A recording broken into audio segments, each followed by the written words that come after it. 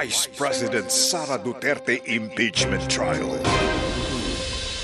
Makakausap po natin muli ang convenor ng Bantay Senado at Dean ng School of Diplomacy and Governance ng De La Salle College of St. Benilde, si Dr. Gary Ador Junicio. Doc, magandang umaga po. Hi sir, good Hi, morning. magandang umaga muli, Robert at Christian at sa lahat ng mga taga-subaybay po natin sa Tandem ng Bayan. Opo, kahapon nga po lumutang yung mga salitang unusual, suspicious or illegal tungkol po doon sa bank transaction ng i-withdraw yung malalaking pera na iniuugnay po sa confidential funds. Siguro ang una kong tanong, Dr. Gary, na kaninang burden or paano nga ba ipapaliwanag, paano i-define yung mga transaction na yun kung sila ba ay unusual, suspicious, or illegal?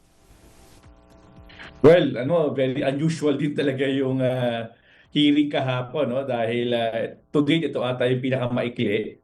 And at the same time, very unusual din sa part ng depensa dahil nakita natin yung conduct ni Attorney Michael Powa, no? Medyo bibigyan natin siya ng dito, no? Ng green flag. Napaka-decente po at napaka-ayos po ni Attorney Michael Powa, no?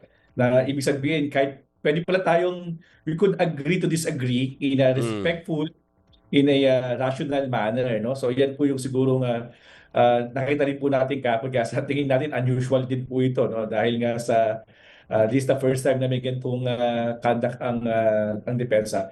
Pero nevertheless, Christian, yung sa tanong mo nga na ano yung characteristics natin or how do we going to define yung unusual, no?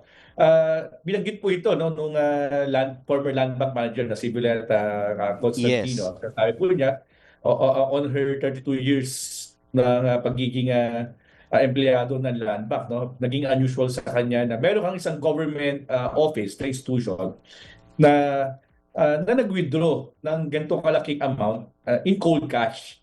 At this juncture na kung saan uso-uso na yung mga online transaction di ba? Lalo na ng panahon ng pandemic, no, nauso na yung mga GCash, Paymaya, etc. So parang wala natang dahilan para magbitbit ka ng ganong kalaking halaga. So yun siguro yung mga unusual na pahayag, no, dito sa naging testimonya, no? At yun din ang kinasense, no, parang naging kinagulat, no, for lack of better term nga, no, ni Ms. Constantino ng Land Bank. Opo. In the same manner, tingin nga rin ito suspicious kasi nga sasabi nga rin nila ay bakit kailangan sunod-sunod yung ganitong amount At large amount. May pattern may proof of pattern na ini-establish pero syempre again on the part of prosecution, tingin ko ito lamang ay appetizer, no? Hindi pa tayo nagsisimula ng mga main course. They just simply laying the foundation of dun sa issue nga ng confidential fund. Pero yun lang ang iniisip ko no, dahil I don't know kung meron pa talagang institution ngayon na kailangang maglabas ng ganyan kalaking amount of money in cold cash, no? Kasi dahil nga ngayon ang mga transaksyon talaga either kung ikaw ay nagtatrabaho sa gobyerno, diretso na yun sa bangko mo, hindi na uso yung mga pumipila ka sa cashier, diba? Every 15 and 30 pipila ka doon para pumirma. Hindi na uso yun So kung ito ay gagamitin for example nga sa salary and even expenses, normally online transaction or bank transactions na lang no, ang nagiging kondukta, no, ng lahat ng mga institusyon yan, either public or private, lalo na yung isang pampublikong institution. It's very unusual nga tala and to some degree suspicious. Opo. And to put into clearer context, Doc Gary, kaya po natin pinag-uusapan dahil nga po binanggit kahapon ni Ma'am Violeta na para sa kanya naging unusual lang dahil yung large amount, sunod-sunod na ganun. Pero ang sabi nga ni Senator Judge Cayetano, it doesn't mean na illegal siya dahil lang nababanggit na unusual, to which inagrihan naman po ni Ma'am Violeta Constantino. Paano po kaya i-assert or paano gagamitin ng prosecution yung testimony na yon kahapon, yung tungkol po doon sa huge amount withdrawals para po siguro mapanindigan nila yung kine-question nilang paggamit ng confidential funds? Kasi ang sunod na scenario ay kanino ba napunta yung pera na yon after na withdraw yung malalaking pera, na kanino ba naibigay? Sino ang tumanggap ng mga pera na yun na parang hindi pa po kasi na-establish kahapon? Oh, well, talagang hindi pa naman ma-establish kahapon, Christian. Kasi nga naman, ang gusto lang namang ipakita ng prosecution dito, meron bang perang lumabas from land bank? I think that's, and at wala namang debate doon. Kaya nga, even yung depensa, they no longer cross-examine, no, si Miss Violeta Constantino kasi very clearly naman lumabas ang pera, no? Of course, yun nga lang, lumabas, naging word of the day kahapon yung unusual, suspicious. Sabi nga rin naman, tama ka naman doon, sabi naman ni Senator Judge Alan Peter Cayetano, hindi naman talaga to illegal. Kasi syempre, nung lumabas ang pera, may budget available naman, na-certify, and so on and so forth. Now, ang tanong ngayon ay, tama ka rin doon, no? Sa mga susunod na hearing, kaya yung by next Monday, inaabangan din natin, di ba patawag na yung COA? Kasi kailangan na makita natin, ito bang perang nilabas na ganitong kalaking amount of money ay properly accounted for or properly disbursed or used. Kasi ang allege natin ng prosecution dito ay misuse. So doon dapat busisiin, doon dapat nang tanungin ng prosecution kung meron silang mga nakitang illegal or for lack of a better term, no, illegal na transaction or may mga napunta bang mga binayad, no, sa mga taong hindi naman talaga totoong nag-i-exist. O kung sakali man ay aliases ito, meron din namang dapat i-observe nga yung COA rules, no, on the usage of confidential funds. So doon pala tayo papunta dito. Pero kaya nga sa akin, very prominent yung tanong ni Senator Ping, Christian, if you will remember, no,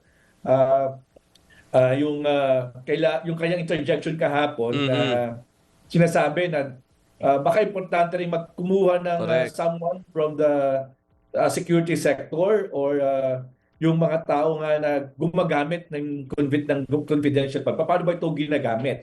At paano ang use? Kasi naalala ko doon sa sinasabi niya, of course, si Senator Ping kasi dating chief of police, matagal na rin niya sa serbisyo, PM mayor, etc. Ang sasabi niya kasi, yung paggamit ng confidential fund ay need to know basis eh. Hindi yan parang 11 days na gastusin mo. Isang diba? bagsak na ilalabas yung pera. Kasi yun naman ang patakaran dyan. Need to know basis dyan eh. So kung kailangan gamitin at paano ba ito ginagamit. Hindi ito parang petty cash fund mo na 125 million. Bahala ka ito, gamitin mo, pambayad mo ng tawag ito, yung safe house, pambayad mo na kung saan-saan. So yan yung mga gusto pa nating malaman in the coming days. And of course, dahil ito ay public fund, sakop naman ito ng COA in terms of liquidation, in terms of, yung pattern of usage, kung ito ba talaga ay maayos na nagamit. Doc Gary, so doon sa nangyari kahapon, doon sa dalawang testigo, kung titinan natin, parehas lang sila ng tinestify, sinertify nila, pinatotohanan nila, may na withdrawal, ganito kalaki yung withdrawal, at sa experience nila in the past 30 years ng pagsaservice nila sa land bank, halos first time nila naka-experience ng ganito, unusual nga, pero hindi naman nila nakikitang malicious ito at hindi nila nakikitang suspicious dahil nga gagamitin ng isang agency.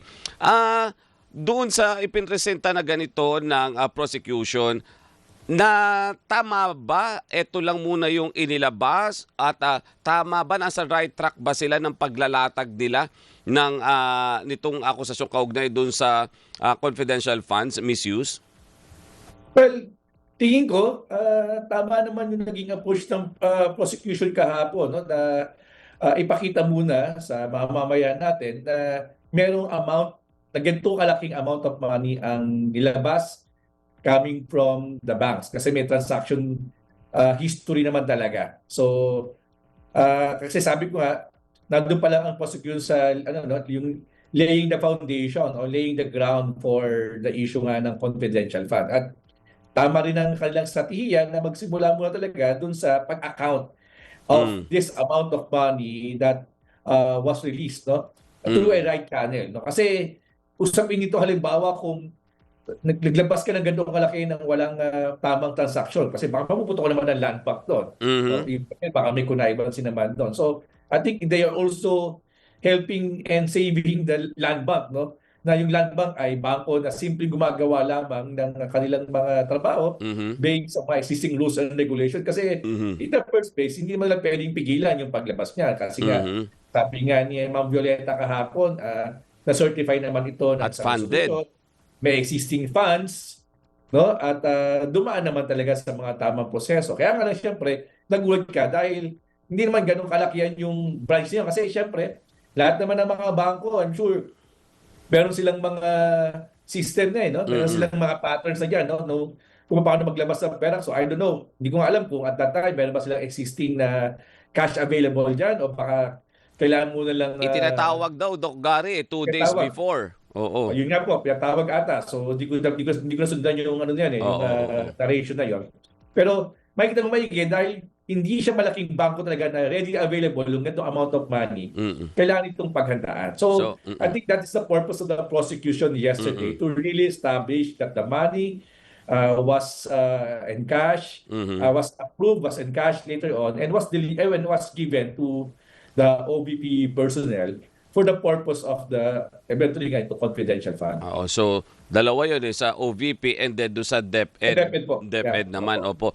Doc Gary, siyempre doon sila nag-stop. Ang susunod naman, state auditor, isang dating state auditor, isang present state auditor, at yung isa taga House of Representatives. Dito sa latag nila na to, ano ang nakikita natin? So, tatawid na ba sila doon sa disbursement na o ibig sabihin paggamit na nung withdraw nila na cash na to? Well, ang COA po kasi, if you will remember, ang trabaho po niya i-check talaga yung mga post-audit, di ba? Yung na-audit na nila. No? Yun lang yun nga yung isa sa mga debate sa COA dahil ang lagi nilang intervention ay yung nagastos na. No, sana nga meron silang mechanism no, bago pa lang magastos clearly established na yung mga kanilang oversight. No? Pero anyway, it's a different thing. Pero dahil ito ay post-audit na, posibleng ma-identify nila dito, saan dito yung mga naging challenges, saan dito yung posibleng red flags, saan dito yung mga posibleng alleged misuse and abuse of the confidential fund based dun sa report na sinabi nga ng DepEd tsaka ng OVP. No, kasi halimbawa doon, kung lalabas doon yung mga pangalan ng mga chichirya at sino-sino mga individual na sabi ng PSA ay hindi naman nag-i-exist. So, mas maliwanagan na ang mga mamayan dito. Kasi importante, kung ito talaga yung patunayan, it's really bahagi ng corruption to, ng malaking malawakang corruption ito, no? At pondo po ng taong bayan itong pinag-uusapan natin. Kaya importante rin, in fairness, to be fair din naman with the defense, ito yung pagkakataon din nila na mapaliwanag sa mga tao na saan ba ito ginagamit, itong perang hiningi nila sa DBM, yung release nga ng DBM. No? Baka ito nga yung opportunity rin nila on that particular issue na mapaliwanag sa mga tao. So kaya nga sana maganda rin nga sana kung darating si BP Sara kasi syempre siya yung pinuno ng both institution na to. Siya yung pwede magpatunay, but mukhang hindi ata abot kasi nasa Europe pa siya.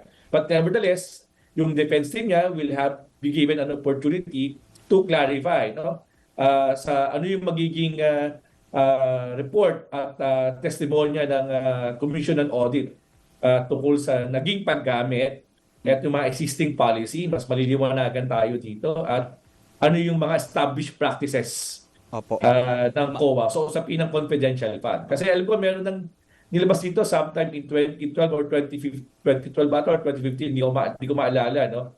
Para nga kasi hindi ma-abuse din ang confidential fund na hindi yan simpleng personal kitty or campaign kitty ng mga institusyon.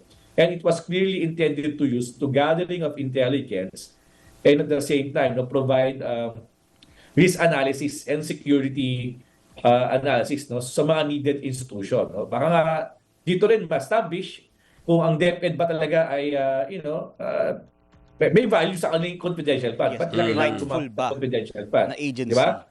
Yun din yung yun din yung sigurong pwedeng mapaliwanag dito na nakikita ko dito sa COA no? Tsaka yung Office of the Vice President, gaano ba kataas ang risk assessment ng OVP? Kaya kailangan nila ang confidential fund na ganito kalaking amount. Compare with the past Vice President, for example, si Lenny Robredo, no, si VP Lenny, wala naman siyang ginamit na Yes. confidential Opo. fund. I think So, ito yung mga informasyon na kailangan din natin maliwanagan, no, Christian and Robert. Opo. Magiging challenge din po siguro talaga para sa prosecution to prove na yung existence nitong mga nina Mary Grace Piatos, nina Miggy Mango bilang nakarista sila as witnesses dito sa article na ito about the confidential funds. Kung sakaling dumating nga itong mga tao na ito na binigyan ng mga ganong alias o pangalan, paano po kaya ang siguro dapat na maging diskarte, or how will the prosecution convince not just the senator judges, the defense, but also yung public din na nag-observe na talagang yung kine-question na confidential funds ay talagang napunta dito sa mga questionabling tao na ito, or kung hindi man sa kanila ay sa kung sino man na responsabling tumanggap ng pera na yon.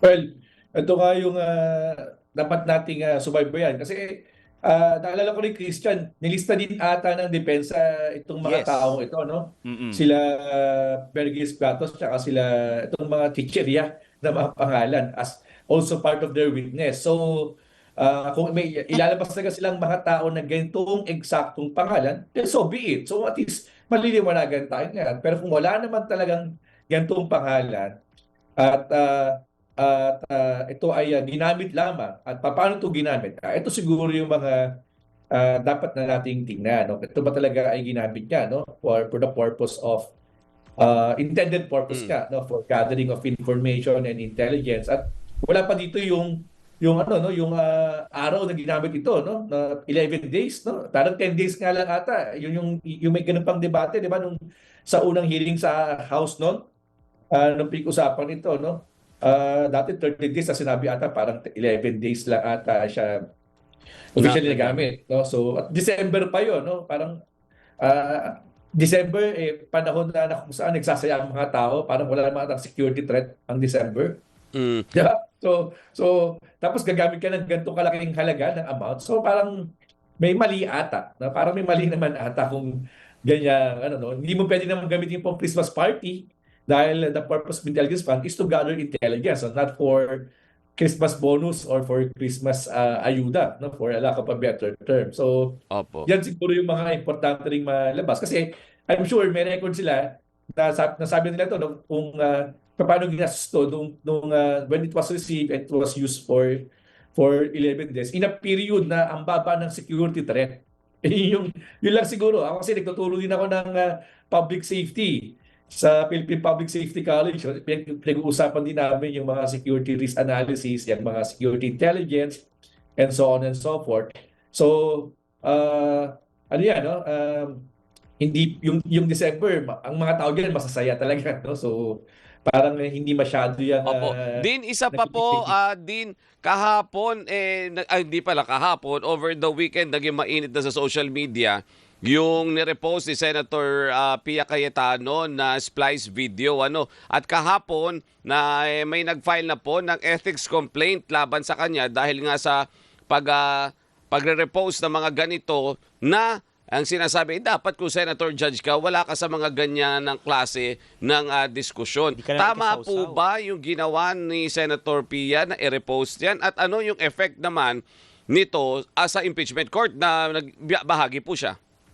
Alam mo, with due respect, pag Senator Judge ka, syempre, ang ikaw ay sumumpa nga ng yung oath to become impartial, no? So, hindi ko alam kung bakit naisipan ni Senator Pia na i-post yung ganitong video na very obvious naman ay splice at intent at may mga background pa talaga na pang trolls, no? May mga wrong spelling, no? So from a UP Law graduate, no, parang pumayag ka mag-post ka ng isang video na kung saan even yung mga basic information ay written, no, wrongly, no? Tapos talagang kinat mo. Ako kasi napanood ko talaga yung actual na hearing na yan. Alala ko yan eh. Kaya ang nakakalungkot din talaga eh, no? So bakit kailangan ka mag-resort sa ganun? Dahil ba lumabas na mas magaling si Congressman Chel Jokno sa kanila? I mean, that's very unprofessional. At bilang abogado nga, alam ko meron silang ano diyan eh, yung ino-observe no, yung CPRA, no, yung code of conduct nila diyan sa pagiging lawyer, no, to become truthful, meaningful, no, and in a sense yung high integrity. Pero sa pagpo-post nga nito ni Senator Pia, it appears, no, siya mismo ay may mga allegedly na violate dito. At alam mo, hindi naman niya kailangan gawin yun eh. Kaya lang nakakadismaya. Nakakadismaya Opo, sa sige isang po, senador, sa isang sa isang abogado. At ang, di ba kung matatandaan natin, yung for the past few days, ang conduct ni Senator Pia, sabi niya na kung di siya lawyer, siya ay teacher. So kung teacher siya, ay gusto niya ba mag-post ng mga gusto bang misinform at espouse ng mga fake information? I don't think so. Mali naman ata talaga yun. Opo, So sige I po. think Yan it's yung, ethical. yan yung babantayan natin din dahil na-file na yan sa Ethics Committee. Tingnan natin ano magiging decision dyan ng Ethics Committee. Si Senator Tito Soto may hawak ngayon okay. ng Ethics Committee. Dean, for the meantime, maraming salamat po sa magandang discussion. Thank you po. Ay, maraming po salamat uli, Sir Christian, no? At Sir Robert, at sa lahat po ng ating mga tagapakinig. Ngayong umaga morning po. At ingat po tayo lahat. Salamat po. Si Dr. Gary Ador Junicio, ang convener ng Bantay Senado at Dean ng School of Diplomacy and Governance ng De La Salle College of St. Benilde. Mula sa usapin ng impeachment, punta tayo dun sa utos ng Pangulo, Christian, ha? Yes. Siyempre, yung amyenda sa Ecological Solid Waste Management Act, gaano ba kahalaga ito? Pinag-usapan lang natin ng isang araw, di ba? Sa isang environmental group